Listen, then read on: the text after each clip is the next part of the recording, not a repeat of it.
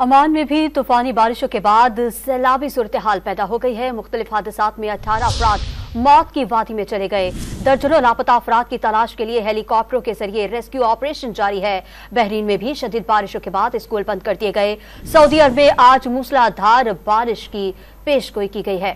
Oman میں 2 روز قبل شروع ہونے والی موسلادھار بارشوں نے تباہی مچا دی۔ مسلسل بارش کی وجہ سے عمان کے شمالی اور مشرقی علاقوں میں سیلابی صورتحال ہے۔ طاقتور سیلابی ریلا راستے میں آنے والی ہر چیز کو بہا لے گیا۔ بچوں کی اسکول کی بس بھی سیلابی ریلے کی نظر ہو گئی۔ نشیبی علاقوں میں گھر ڈوب گئے۔ حکام نے سیلابی صورتحال کے پیش نظر بیشتر علاقوں میں اسکول بند کر دیے۔ شدید متاثرہ علاقوں میں فوج اور پولیس کو تعینات کر دیا گیا ہے۔ ہیلی کاپٹر کے ذریعے ریسکیو آپریشن کیا جا رہا ہے۔ موسم کا حال بتانے والوں نے عمان میں آج رات تیز ہواؤں اور گرج چمک کے ساتھ بارش کا سلسلہ جاری رہنے کی پیشگوئی کی ہے۔ ادھر بحرین کے دارالحکومت منامہ میں گزشتہ روز ہونے والی شدید بارش سے سڑکیں زیر آب آ گئیں اور شہریوں کو دوران سفر شدید مشکلات کا سامنا کرنا پڑا۔ شدید متاثرہ علاقوں میں تعلیمی سرگرمیاں معطل ہیں۔ سعودی عرب میں بھی آج موسلادھار بارشوں کی پیشگوئی کی گئی ہے۔ سعودی حکام نے اس حوالے سے تمام انتظامات مکمل کر لیے۔